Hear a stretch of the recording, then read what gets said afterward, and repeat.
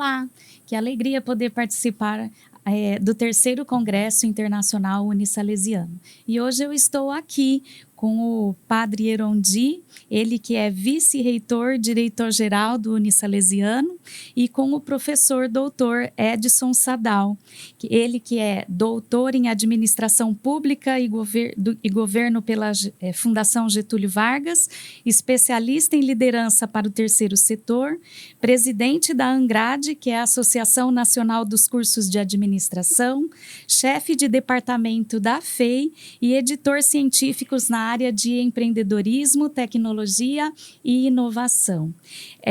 Hoje nós vamos bater um papo sobre empreendedorismo e inovação para os cursos de administração e eu gostaria de então passar a palavra para o professor, né, que também é o nosso diretor, o Padre Erondi. Tudo bem? É um prazer estar aqui, professora Luciana, e de modo especial o professor Edson, que é meu professor, né? Hoje, de modo muito alegre, na realidade, a gente traz esse tema que é muito importante.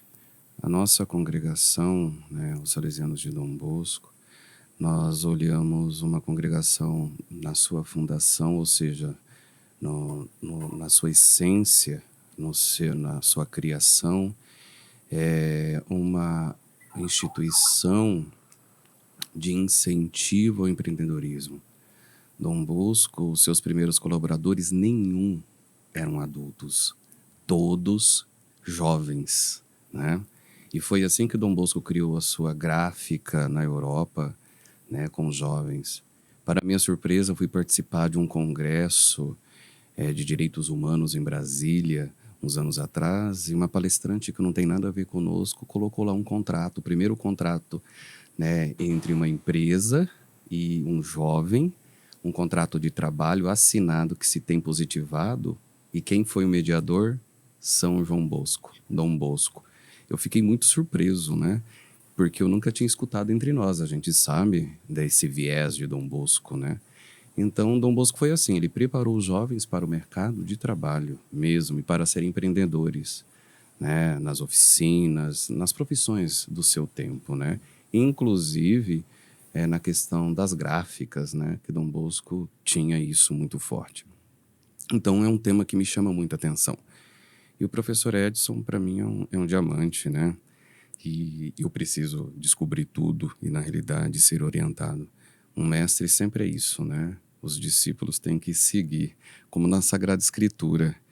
E Jesus fala que a gente tem que seguir o mestre, né? Ele fala assim, as minhas ovelhas conhecem a minha voz. E Dom Bosco dizia uma coisa importante também, sem tirar a questão do protagonismo juvenil. Dom Bosco falava que no processo formativo a gente tinha que ser realmente, se deixar também ser orientado. Isso é uma coisa muito importante, né? Então são temas que me chamam muita atenção. Posso falar algo, uma qualidade do professor Edson que, segundo um outro amigo meu, diretor e também do conselho inspetorial desta mantenedora, ele dizia assim, nossa, esse professor te pegou bem nessa hora, né? Porque eu vi uma atitude dele extremamente humana, assim, e que vem aos nossos valores, né? Eu vi a forma como ele tratava o pessoal da FEI, do pessoal de modo especial da limpeza, e assim, eu fiquei extremamente encantado. Então eu tenho o maior orgulho, estou aqui hoje para desejar boas-vindas à nossa instituição, e eu tenho uma qualidade, a sinceridade. O defeito talvez seja falar. Quando é elogio é ótimo, né? Quando não é meio complicado. Mas eu não ouso fazer elogios vagos, professora. É um prazer também ter a senhora hoje aqui. Eu sei que a senhora Muito obrigada. está assim um pouco emocionada, né? É uma das primeiras assim das atividades que a senhora realiza assim, mas está tudo bem. A senhora é extremamente competente, a gente conhece e Obrigada. confia muito no trabalho também. O tema da liderança, que o professor Edson é também um grande pesquisador, é algo que me chama muita atenção, né? Porque o educador é realmente é um educador de tudo, né? Um educador para o empreendedorismo, para a gestão pessoal, para a vida. E tudo isso a gente tem que transformar a sociedade para o bem. Dom Bosco dizia sempre assim: formar bons cristãos e honestos cidadãos.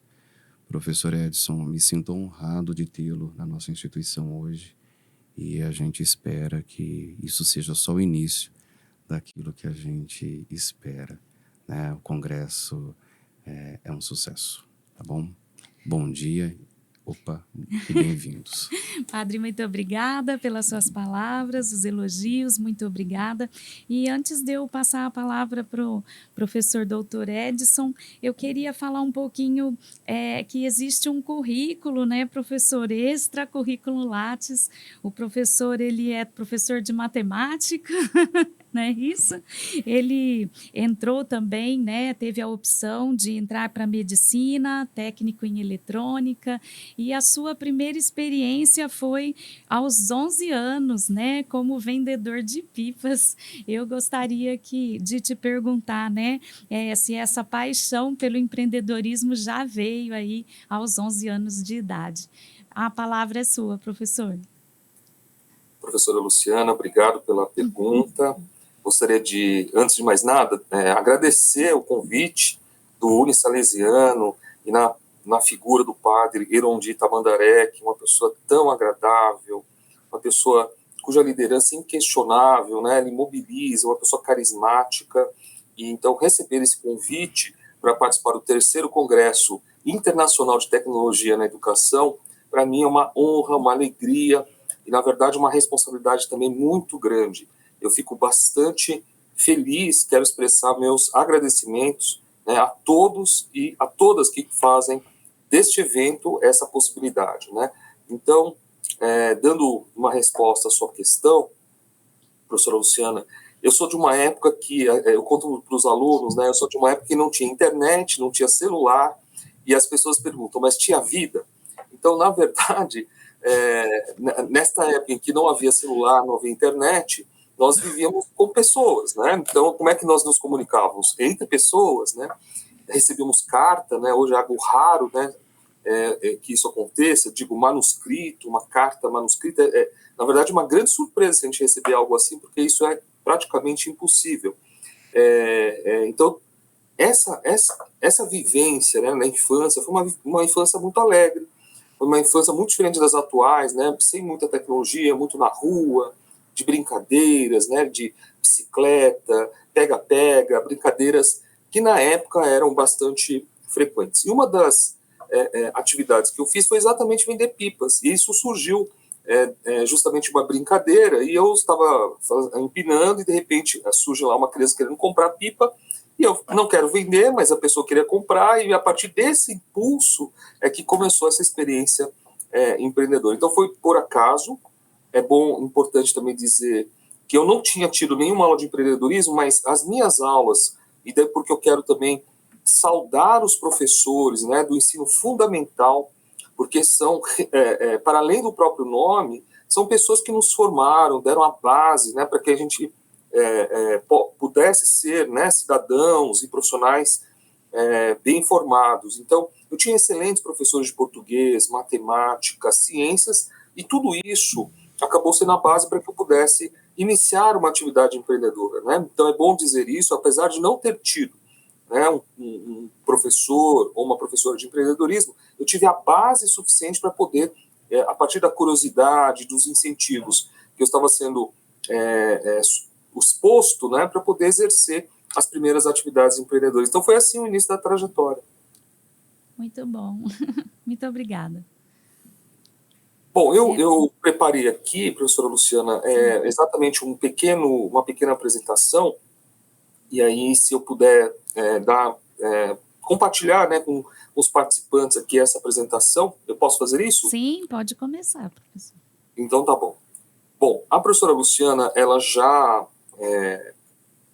antecipou, né, mas aí aqui tem um resumo. Eu acho assim, o que vale a pena destacar aqui, então, assim, só complementando, é que é uma formação eclética, né, que inclui eletrônica, medicina, matemática, antes de fazer administração, é o que me formou, né, com uma visão mais eclética também da realidade, das organizações e das demandas, né?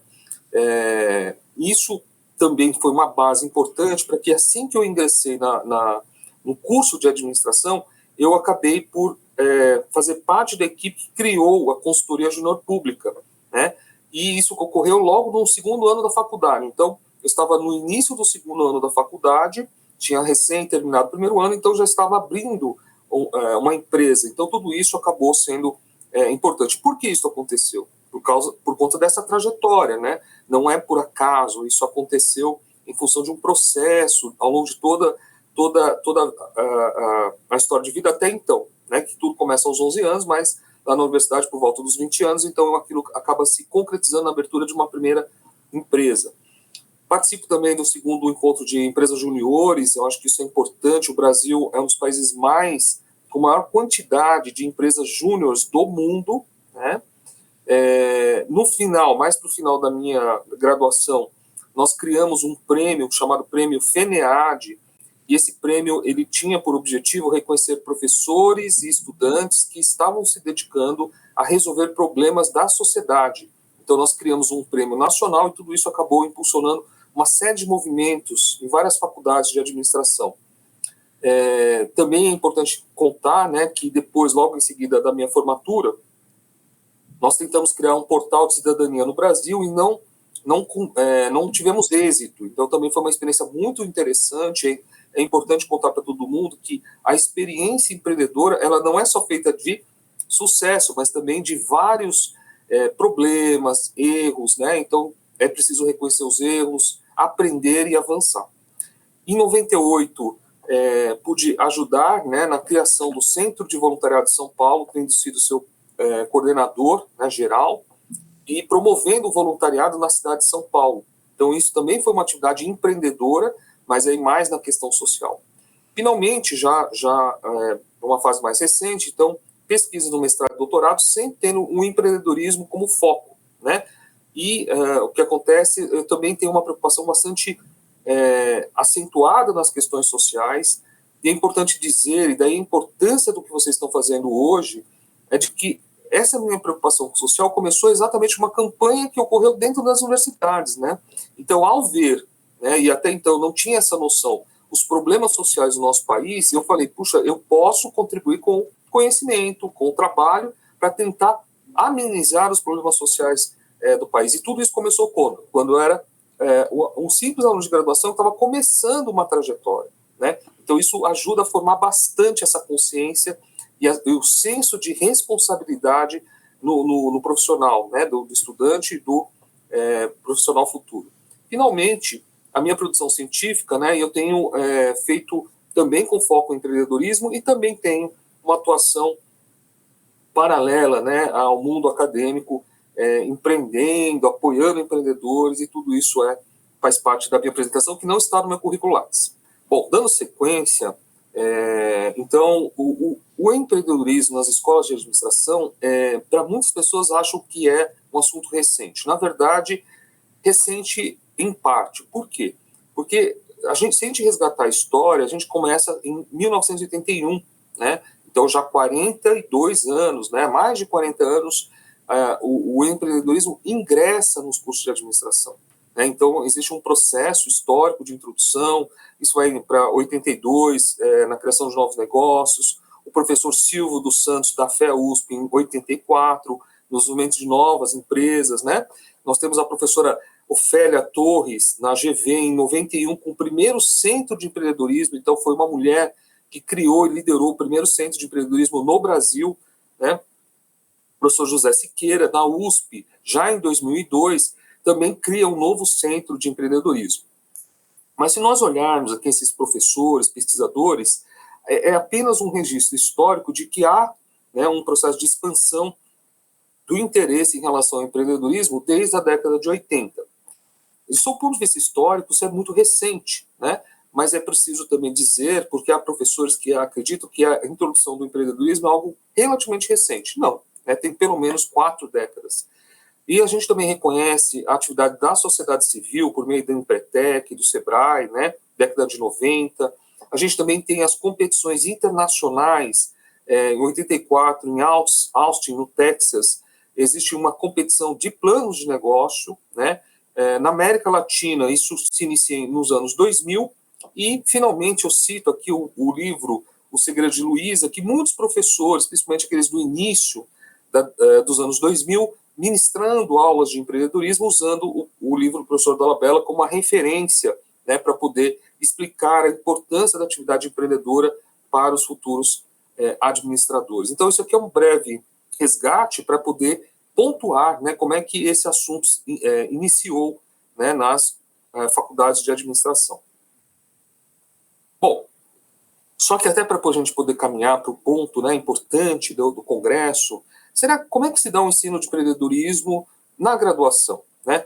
Eu vou contar 2 casos. O primeiro será que é possível ensinar empreendedorismo para quem acabou de ingressar? Veja, por que eu fiz a parte de apresentação pessoal? Nada mais do que dizer que, para mim, eu era a prova concreta de que, sim, de forma indutiva, a gente poderia exercer o empreendedorismo mesmo sem ter tido aulas e preparação técnica para a atividade empreendedora. Com isso, eu não quero dizer que os empreendedores não precisam da formação, não, mas que é possível iniciar uma jornada empreendedora e de forma indutiva, e que isso, inclusive, pode ajudar os estudantes a querer aprender mais, porque ele percebe que aquilo que ele sabe ou aquilo que ele pode fazer é insuficiente ou limitado, né? Então, em 2010, eu participei da implementação de uma disciplina de empreendedorismo no primeiro semestre, né, em que a gente uniu o conceito do Empretec, que é incentivar as pessoas a fazer atividade empreendedora na prática, né, arregaçando as mangas, trazendo a experiência pessoal e também trazendo a experiência do engajamento estudantil para mobilizar os jovens, né, para mobilizar os estudantes em torno da ideia, para que eles pudessem ter liberdade para ter ideias de negócio. Então, isso também é muito importante. Às vezes, numa educação muito rígida, você pode tolher, né, a criatividade, a iniciativa, e algo que é importante para a nossa reflexão, que é a questão de aprender com os erros. Errar só erra quem tenta e quem faz, né? Então, encorajar as pessoas, ninguém faz para errar, mas se o erro acontece, utilizá-lo como um método, né, um processo de aprendizagem. Nós fizemos, na época, uma restrição, né, orçamentária, que cada grupo de estudantes tinha que ter, no máximo, R$50 para poder criar um negócio.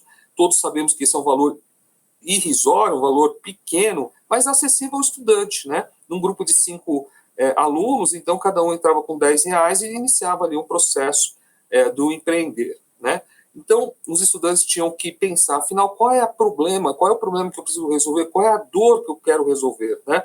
Então, essa pergunta já foi o que instigou, né, os estudantes a pensar, afinal, o que realmente está incomodando para eu tentar resolver? E aí, alguns casos surgiram, entre eles, né, um grupo reconheceu que a faculdade não tinha um adesivo, tá certo? Isso é interessante porque eles, do ponto de vista de estudante, eles sentiam essa necessidade, era uma dor, e que eles falaram, isso aqui é uma oportunidade, criar adesivos com a marca da faculdade.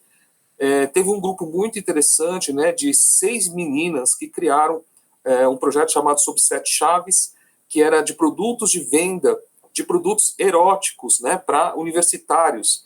E não tinha nenhum tipo de conotação, vamos dizer assim, de baixo calão, mas muito pelo contrário, uma postura poética, muito interessante, né, qualificada, porque o grupo de meninas percebia que a sexualidade não era um assunto tão tranquilo, né? Muitas pessoas tinham vergonha de dizer que queriam comprar algum produto e elas acabavam quebrando um pouco esse gelo de uma forma muito criativa.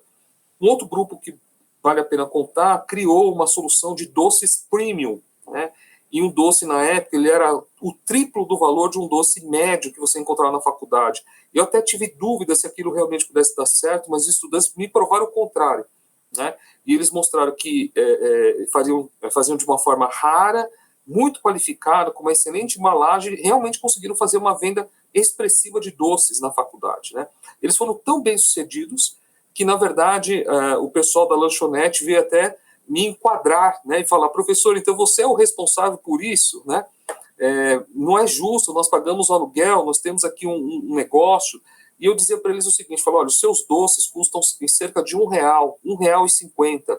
Os doces que eles estão vendendo custam entre 5 e 10 reais cada doce. Eles não estão competindo com vocês, eles estão numa outra postura, né, num outro segmento de mercado. Então, eu entendo e expliquei também para eles que aquilo era provisório, que não era permanente, né? Eles ficaram mais tranquilos, mas enfim, o sucesso foi tão grande que incomodou efetivamente o dono de um negócio da faculdade. Finalmente, nós tivemos um caso de um grupo que eu cito, que hoje com certeza teria grande sucesso, mas na época eles não tiveram, que foi um grupo que tentou vender pipocas gourmet, né?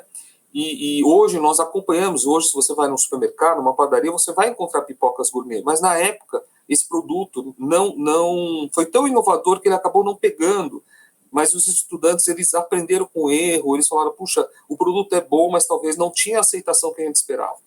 Enfim, foram casos, e todos esses estudantes, ao longo do curso, que eu acho que vale a pena, que eles ficaram incentivados a querer aprender mais. Finanças, marketing, recursos humanos, gestão de pessoas, a parte de logística, operações, né? Sobre 7 chaves, por exemplo, tinha que fazer uma análise muito grande assim, sobre como é que eu faria uma logística da compra, da entrega, do estoque, para poder atender os estudantes de maneira discreta, né, e bem feita. Então, todos esses desafios práticos, concretos de um simples negócio, bem simples, acabaram por ser incentivador para que os estudantes buscassem querer aprender mais a administração, né?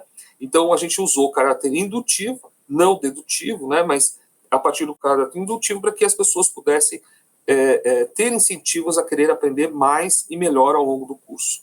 Então, esse é o caso 1, né, que ilustra como que a gente pode ensinar empreendedorismo na graduação. Isso aqui é um exemplo, né, que possa, talvez, ajudar nas reflexões de quem está buscando esse caminho. Nós temos um segundo caso, esse surgiu no contexto da pandemia da Covid-19, e a gente tem muita alegria de contar, né, acho que vale a pena frisar a importância do protagonismo dos estudantes. Então, um grupo de estudantes incomodado com a situação que estávamos vivendo, né, toda a humanidade, muitos pequenos negócios, pequenas empresas quebrando, né, sem apoio, desesperados, e esse grupo me procura e pergunta, professor, o que nós podemos fazer para tentar ajudar, né? Então, a partir desse questionamento e dessa mobilização, foi criada essa iniciativa chamada FEM Júnior Apoia, por meio da empresa Júnior, né, com um grupo de estudantes e professores, nós fizemos equipes para atender microempresas, MEIs, que estavam no entorno. Algo que é importante também, muitas dessas pequenas empresas eram exatamente dos pais de parentes muito próximos desses estudantes, né? E eles estavam desesperados, estavam sem dinheiro, precisando encontrar saídas, soluções para o contexto que estavam vivendo. Bom, nós fizemos 27 projetos. Esses projetos foram entregues efetivamente a cada um desses empreendedores, cada um desses donos de pequenos negócios, e realmente a notícia que nós temos é que esses projetos realmente foram muito bem acolhidos, muito bem recebidos, não teve custo, claro, e o que a gente aprendeu com essa experiência, né? Todos podem aprender, né? E aí a gente está falando dos próprios professores, né? Porque ao abrir, né, o olhar, muitas vezes ao nosso próprio redor, o problema social ou os problemas econômicos, ou do empreendedorismo ou da inovação, muitas vezes estão ao nosso lado, não é? No caso, foram pais de alunos, parentes, ou mesmo no próprio entorno da faculdade. Havia realmente essa demanda, essa necessidade, e muitos professores acabaram percebendo a importância, né, do que estavam ensinando para apoiar a mudança e a melhoria das condições desses pequenos negócios. Os estudantes, sem dúvida nenhuma, aprenderam muitíssimo, né, a empatia, a solidariedade, o uso do conhecimento administrativo para transformar e salvar negócios, preservar empregos. Então, tudo isso acabou sendo bastante forte para todo mundo, uma experiência significativa, porque nós unimos aspectos técnicos, teóricos, mas também humanos. E essa experiência foi tão interessante, né, de contribuição para a sociedade, que nós trouxemos essa experiência para dentro do currículo. Então, hoje, nós temos essa perspectiva de trabalhar com todos os estudantes de forma permanente com essa perspectiva, tá certo? Dado essa experiência exitosa que ocorreu com o ensino, né, do empreendedorismo na prática, por meio e pela liderança dos próprios estudantes. Então, professora Luciana, com esses dois casos, são ilustrações, né, de possibilidades que nós temos dentro da universidade, dentro de uma faculdade de administração. Se a senhora tiver alguma pergunta, fique à vontade, tá? Estou sempre à disposição. Aí eu só queria mostrar para vocês, esse aqui é um mapa que nós montamos, porque muitos professores, muitos colegas têm a dúvida que eu acho muito pertinente de que, será que o empreendedorismo ele é necessário na formação dos futuros administradores? Eu acho que é uma pergunta bastante honesta, ela é pertinente sim, e por quê, né? E aí vale a pena, por isso que eu estou mostrando essa imagem, o mercado mudou, né? Então, eu também fiz parte de uma geração em que a nossa ideia era se formar e trabalhar numa empresa e fazer carreira. Isso existe nos dias de hoje? Existe, mas mudou bastante, né? Então, a ideia de uma linearidade de carreira, né? Então, começa a galgar cargos até chegar ao topo das organizações, ainda existe, mas hoje a carreira é muito mais no zigue-zague, e muitas vezes eu vou de uma empresa, depois vou para outra, eu trabalho mais de uma organização, enfim. Hoje a carreira é muito mais complexa, né? E o que a gente tem notado? Nós temos notado também que no mundo corporativo a demanda por pessoas que resolvam problemas, que tenham iniciativa, ou seja, que tenham uma postura empreendedora também tem aumentado, né? Então, seja pelo lado do que o mercado tem exigido e também das oportunidades que a sociedade tem nos apresentado, o empreendedorismo entra nos currículos de administração, nas faculdades, para proporcionar aos jovens aquilo que eles também estão buscando. É importante entender que o jovem que hoje ingressa nas faculdades de administração, eles estão em busca do seu protagonismo, ou seja, de poder exercer liderança, de poder exercer o seu papel perante a sociedade. E essa busca por propósito e a busca por uma realização, então, justificam o empreendedorismo nos currículos e nos cursos de administração. Então, esse quadro aqui, ele mostra exatamente que o empreendedorismo, ele sim é parte do processo formativo dos futuros administradores.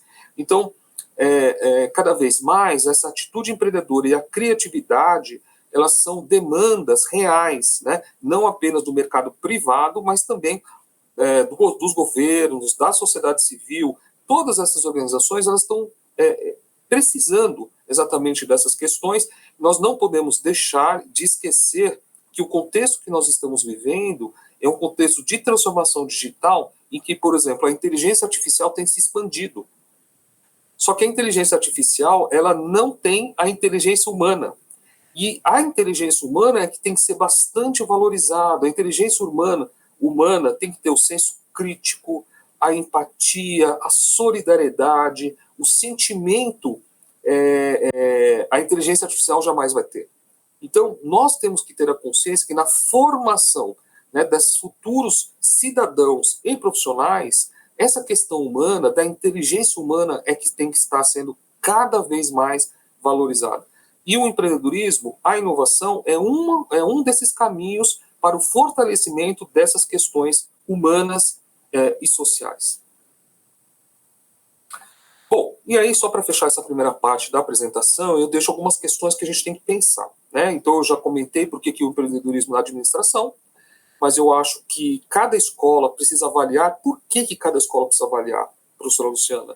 Porque, na verdade, cada escola está diante de um contexto. Então, por exemplo, tem escolas que estão próximos do agronegócio, há escolas que estão próximos de um ecossistema de saúde, há outras escolas que estão perto de indústrias, há outras escolas que estão no ecossistema de startups. Enfim, cada escola, então, está perante uma situação e um contexto cuja demanda é diferente de uma escola para outra. Então, evidentemente que o ensino do empreendedorismo e da inovação, elas precisam estar em sinergia, né, com essas questões, com esse contexto.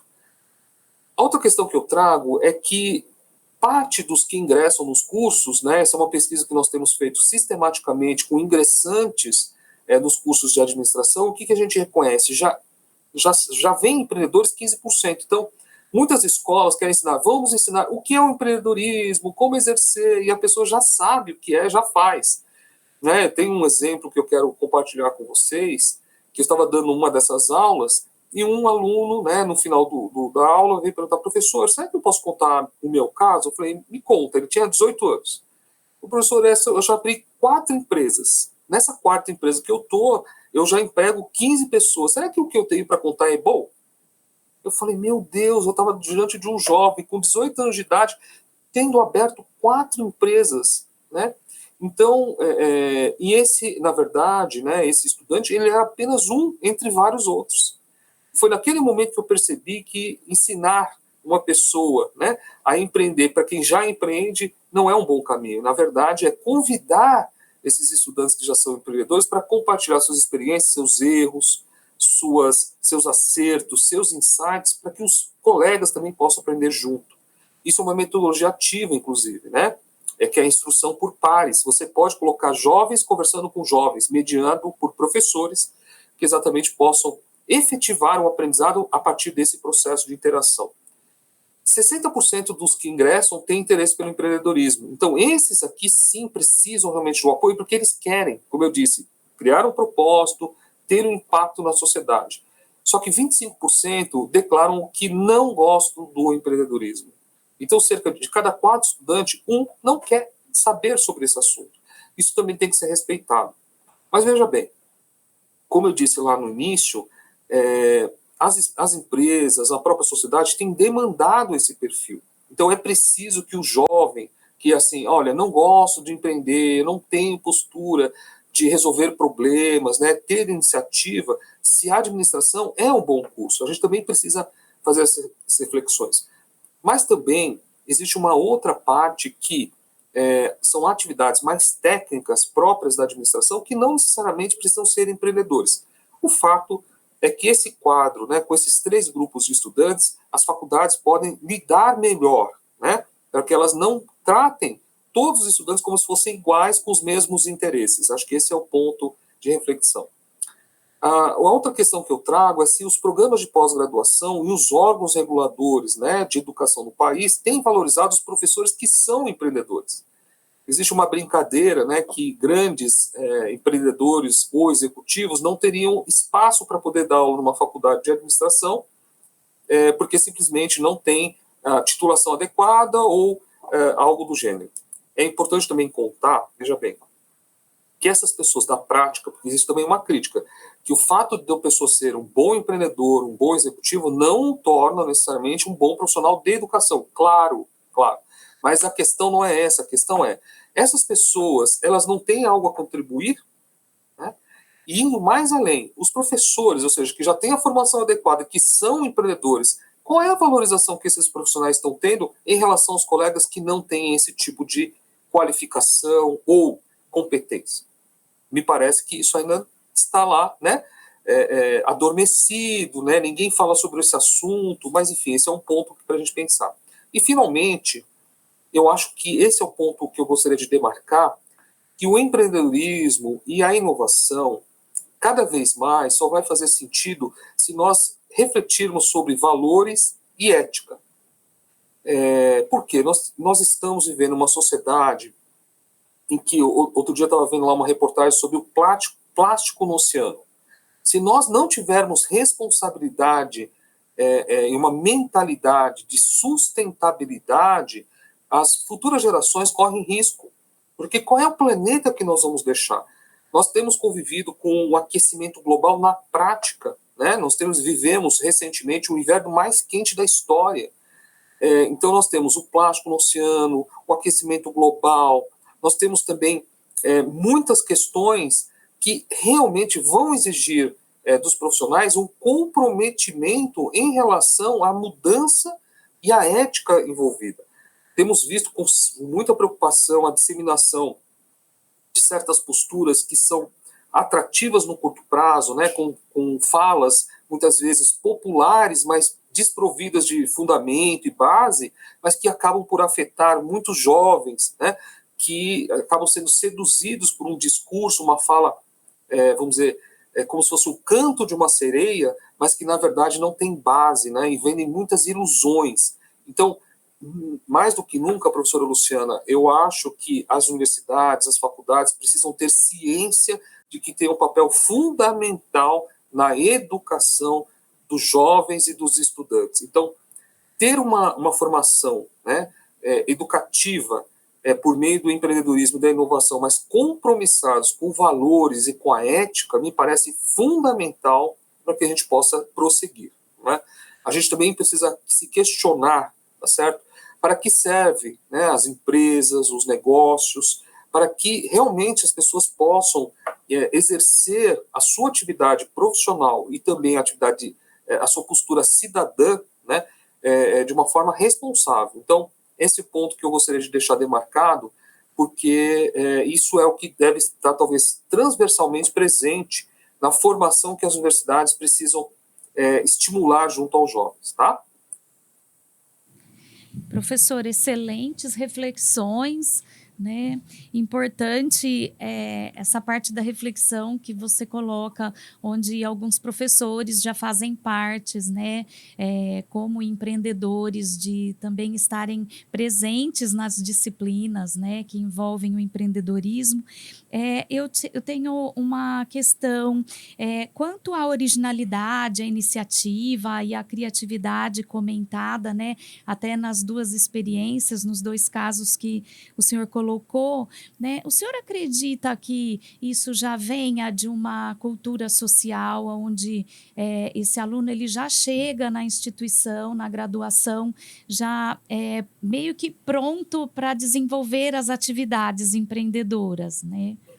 Eu queria que o senhor comentasse um pouquinho dessas novas competências, né, para os cursos, em cima desses exemplos que o senhor passou aí para nós. Perfeito. Olha, é uma pergunta muito importante. Veja bem, eu acho que a primeira coisa que eu preciso dizer realmente é importantíssimo aos professores, aos meus colegas de profissão que tanto lutam todos os dias em sala de aula.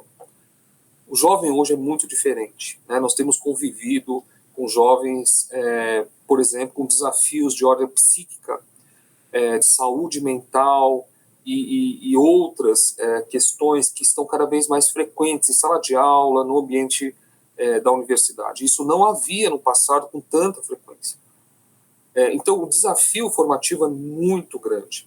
Mas veja bem, nós temos também o contexto das chamadas BNCCs, a Base Nacional Comum Curricular, do novo ensino médio, que ainda está em debate, mas que busca estimular, né, nos estudantes do ensino médio uma postura de iniciativa, criatividade, tem a ver com plano de vida e carreira. Então você já começa nessa fase formativa uma discussão que vai desencadear no ensino superior, evidentemente, efeitos importantes para que o trabalho possa continuar.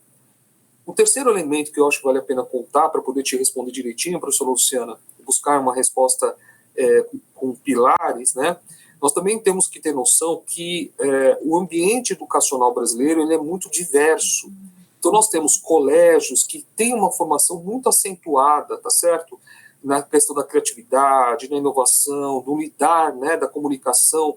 Tem colégios com trabalhos belíssimos que estimulam no jovem a responsabilidade, a consciência, a autopercepção e amadurecimento, enquanto outros colégios, né, sequer têm uma lousa adequada para poder ministrar aulas, né, não tem um banheiro adequado para que os jovens possam utilizar, enfim.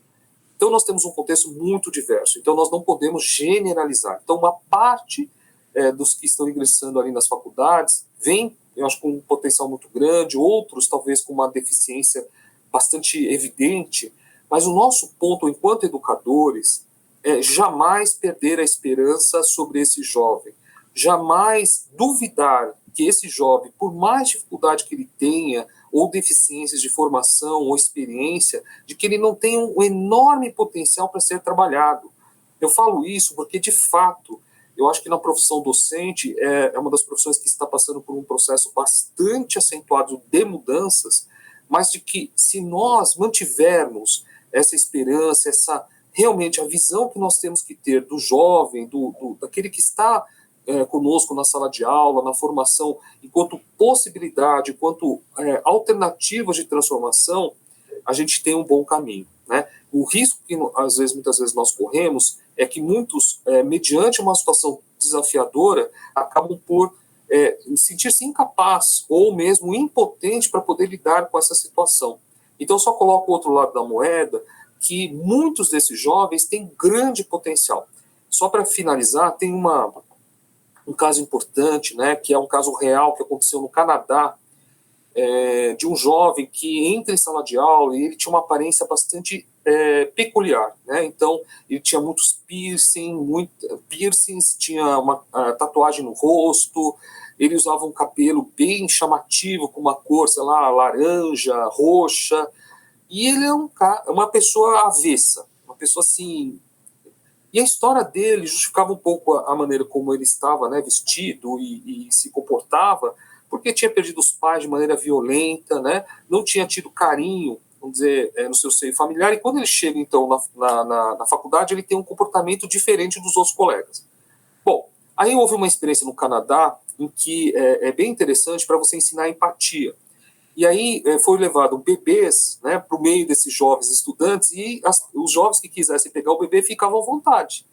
E o bebê é a coisa mais, vamos dizer, inocente, bela. Então esse jovem que estava lá quietinho falou, eu quero segurar o bebê.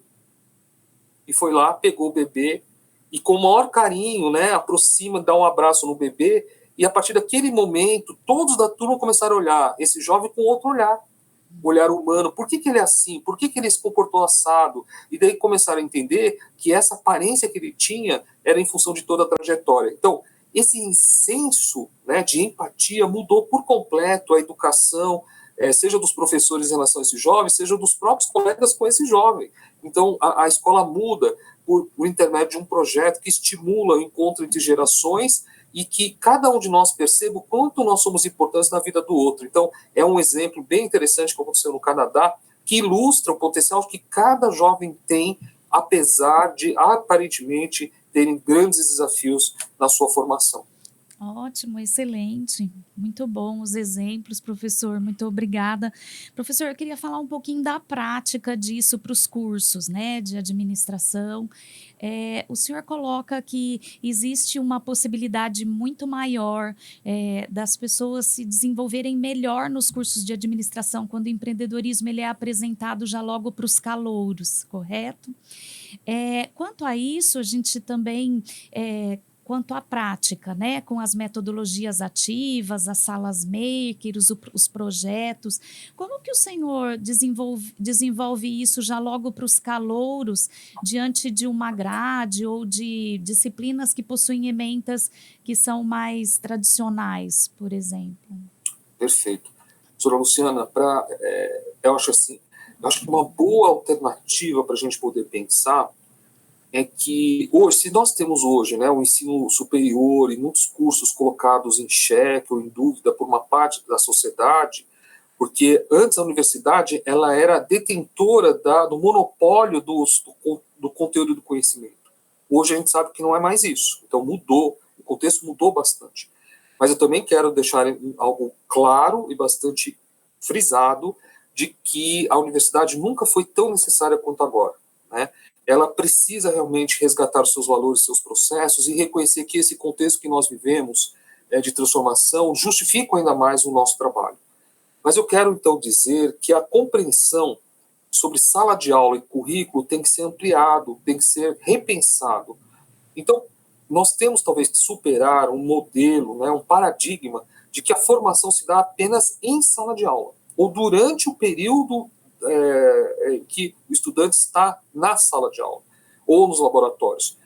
Por que nós não podemos pensar que esse estudante possa aprender nas organizações, né, na sociedade, a partir de projetos e iniciativas?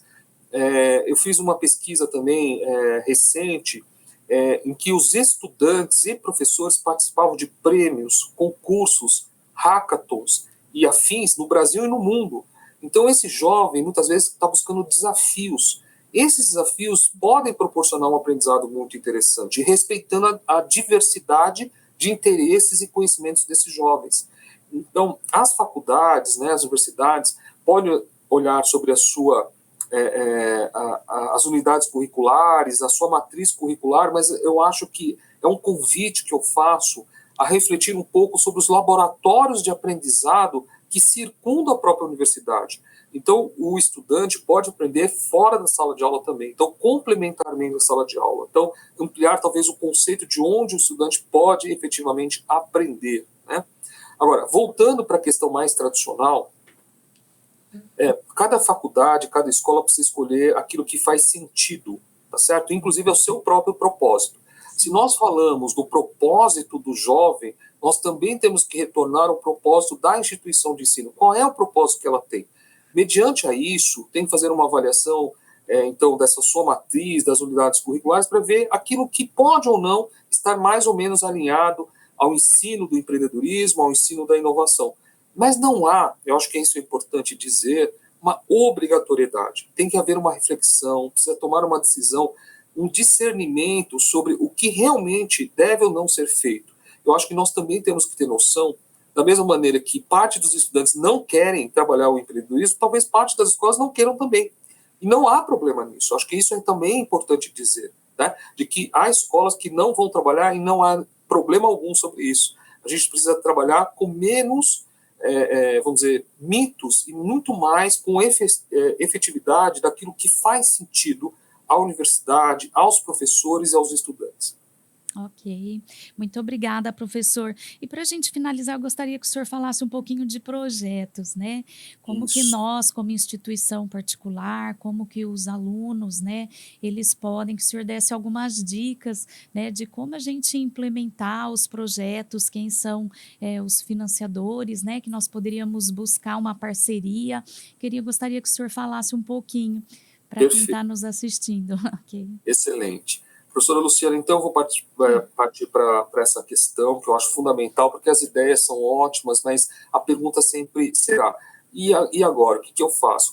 Onde estão os recursos, com que apoio eu vou usar? Claro que, por exemplo, eu também quero incentivar aqueles que estão ouvindo, né, essa fala, tente ajudar o jovem, tente ajudar as universidades, leve o que a gente chama do capital anjo, né, o recurso. São pessoas que têm, por uma série de razões, um volume de recursos ali disponível, que possam ajudar esse jovem a transformar a vida de outras pessoas, né, que possam ajudar as universidades na sua trajetória educacional. Então, eu convido para que as pessoas que tenham essa condição olhem para as universidades com carinho, né, de que a formação e a educação é o que pode transformar o mundo. Mas aí, falando sobre algo mais estruturado, porque isso realmente está disponível, isso pode ajudar as empresas juniores, os projetos que são desenvolvidos por professores e estudantes e até mesmo negócios que estão no entorno das faculdades. Existe um programa chamado PIP-FAPESP e esse programa ele busca incentivar a inovação, o empreendedorismo e a ciência usado nas situações de resolver problemas práticos. Então, o programa PIP aqui é um resumo, né, foi criado em 97, ela valoriza a pesquisa científica e tecnológica em pequenas empresas, ela tem por objetivo incentivar e apoiar a pesquisa em ciência e tecnologia com aplicabilidade, especialmente em pequenas empresas, né, micro e pequenas empresas. O que o programa busca? Né? O desenvolvimento econômico e social, né, então acho que isso é importante, eles apoiam iniciativas que tenham esse contexto. Então, eu quero apoiar o pequeno agricultor, eu quero apoiar o pequeno comércio, eu quero gerar emprego e renda, eu quero buscar incluir mulheres no mercado de trabalho, quero favorecer, por exemplo, pessoas acima dos 60 anos que hoje estão desempregadas a buscar uma nova oportunidade de trabalho e renda, né? Então, tudo isso são exemplos do que é desenvolvimento econômico e social, né? Busca também incentivar o aumento do investimento privado, né, em pesquisa tecnológica, né, porque aí você mostra que é possível e vale a pena fazer esse tipo de investimento, e também aproximar os pesquisadores do ambiente acadêmico das pesquisas práticas, né, das empresas que estão necessitando dessas inovações. Então, a finalidade, o objetivo do PIP, FAPESP, me parece bastante alinhado para as universidades que estão buscando exatamente soluções né, para poder incentivar seus estudantes e professores na atividade empreendedora e com inovação. Bom, esse programa tem 3 fases. A fase 1, de viabilidade técnico-científico, é fundo perdido, né, que a gente fala em fundo perdido. Então, assim, a FAPESP entra com até R$200 mil por projeto, tá certo? Isso é maravilhoso, porque imagine você receber esse recurso para poder tracionar, né, fazer com que aquela ideia, aquela proposta que você tem, o seu propósito, né, possa vir a se tornar realidade. Na fase 2, o projeto é de até R$1 milhão, né? Então, em geral, quem participou da fase 1 já se habilita para a fase 2, né? Então, veja, esse volume de recursos é muito expressivo para quem quer empreender, né, atividade empreendedora. E na fase 3 é acima de R$1 milhão, podemos chegar até 10 milhões, 50 milhões, depende muito daquilo que se propõe empreender. Então, questões industriais, por exemplo, que você tem que criar uma planta industrial, aí exige-se mais recurso financeiro. Então, essas são as 3 fases, né? Esses detalhes eu vou deixar compartilhado com vocês para que possam ler com mais atenção e mais calma os detalhes do que eu estou falando agora. Ok, muito obrigada. E eu vou finalizar, né, mostrando aqui exemplos de projetos que já foram aprovados. E convido aos que estão escutando a olhar a base de dados do PIP e FAPESP. É uma base aberta, se vocês forem buscar. E aí eu trago o exemplo, por exemplo, de uma plataforma que é um sistema de suporte ao ensino do empreendedorismo. Então foi uma empresa que propôs a criação dessa plataforma e recebeu os R$200 mil para poder iniciar, né, esse sistema de suporte ao ensino de empreendedorismo. Algo muito próximo, né, dos cursos de administração. Outro exemplo, que é o multiverso do empreendedor, né, que é o desenvolvimento de um software para tomar de decisão e gestão de pequenas empresas em boas práticas empreendedoras e geração de lucros. Então, essa aqui foi uma outra proposição, uma outra empresa que queria usar, né, o potencial do empreendedorismo para poder apoiar pequenos negócios. Então, é o segundo projeto que foi já apoiado, que recebeu recurso, né? E, finalmente, o terceiro e último exemplo que eu trago, apenas para ilustrar o potencial e aquilo que a FAPESP tem apoiado por meio do programa PIP, que é uma plataforma mobile de plantões médicos. Então, muitos médicos têm vários hospitais, horários, muitas vezes precisam de uma organização. Então, foi criado e proposto uma plataforma que organiza isso a todos os médicos, e isso, evidentemente, precisou de um investimento e tinha um retorno por meio da prestação desse serviço. Então, são esses os casos, né, que eu quis compartilhar apenas para ilustrar que é uma base de dados com milhares de exemplos como esse, para que as pessoas possam se informar para poder, quem sabe, criar a sua solução com recursos da FAPESP. Agradeço muito a atenção daquilo que eu disse e fico à disposição para qualquer esclarecimento. Tá bom. Professor, muito obrigada, muito pertinente, né? A fala, os exemplos, né? Muito importante isso para a nossa área. Gostei bastante da reflexão das porcentagens que chegam para nós, né? Como já empreendedores, aqueles que estão na expectativas para empreender e aqueles que odeiam, né? Que acho que é o nosso papel é fazer os que odeiam amar, né? Às vezes por falta de informação ou por um ensino tradicional, às vezes ainda não conhecem, né, a alegria e o entusiasmo de empreender, né? Eu gostaria, assim, só para a gente finalizar, que o senhor, como professor, né, desse aí algumas dicas, né, para quem está aí no curso e para nós como professores dentro dessa área, dentro de projetos. Eu sei que a maioria dos projetos ela deve buscar, né, o desenvolvimento sustentável, impactar uma sociedade, mas qual a dica aí final que o senhor daria, né, tanto para nós como docentes, como para os alunos que estão ingressando, ou os que já estão aí na formação, né, quanto à elaboração de projetos, de novas ideias, o incentivo, uma motivação? Gostaria de ouvir o senhor aí um pouquinho. Professora Luciana, obrigado. Eu quero fazer um convite, né, a todos os professores, estudantes, a perceber a importância da educação. Uma educação com propósito, uma educação com valores, uma educação baseada em ética. uma educação que, na verdade, é a mais importante nesse momento da nossa história da humanidade. Nós estamos mediante a muitas soluções de inteligência artificial. Mediante esse cenário, eu convido aqui todos os professores, professoras, estudantes, entendam a importância da inteligência humana. A inteligência humana, individual e coletiva, ela é absolutamente fundamental, né? A inteligência artificial, ela é bastante sedutora, ela é interessante, mas ela é uma ferramenta.